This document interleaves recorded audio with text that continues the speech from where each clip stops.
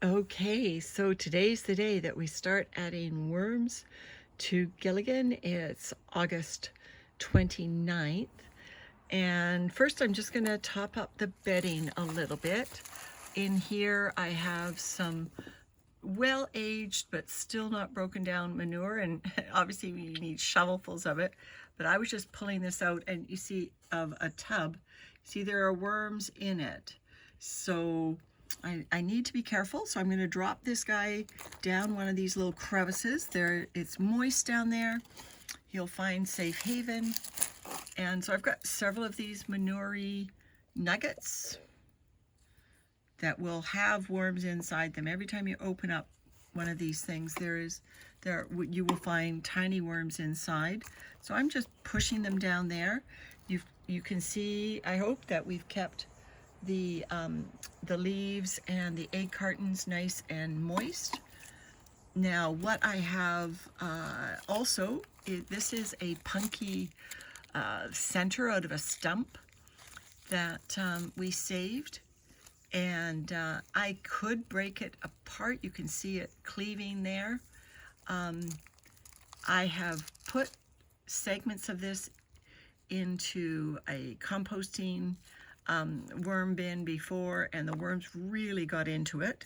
So I'm just gonna, again, just tuck these ingredients in various places in the tub. This is a very large clump of it, so this might be a neat thing to do. Maybe I'll save that for that end up there, because there's a little bit of a hole in that end where there are no egg cartons. So I've just got, various more pieces of this stump and some leaves. So on it goes. That's our first step.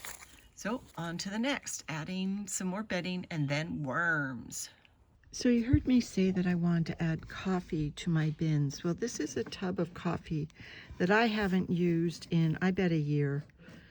And I found worms in it. Look at that. That's a wisp. I was just breaking up the lumps of coffee, and inside these lumps of coffee, which are moist still, I was finding worms, so I've been putting them at the side of Gilligan there. There are wisps in here. So I will have to figure out, did this bin, which was in my greenhouse, which, my gosh, the greenhouse gets to super hot temperatures in the summer. Did the greenhouse irrigation system just give it just enough water? And why are there wisps without adults? Interesting, right? Well, they're going into Gilligan.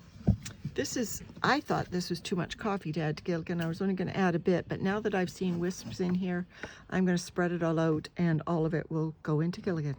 All right, everyone, finding worms. All right, so I spread those coffee grounds. Some of them still quite lumpy because they've been sitting in a hot greenhouse all summer, over the surface. Then we put some more shredded leaves on top, and now we're going to dump. This is the outdoor compost container that I usually have on my patio just for scraps from my greens garden, and it has worms in it. So let's turn it upside down.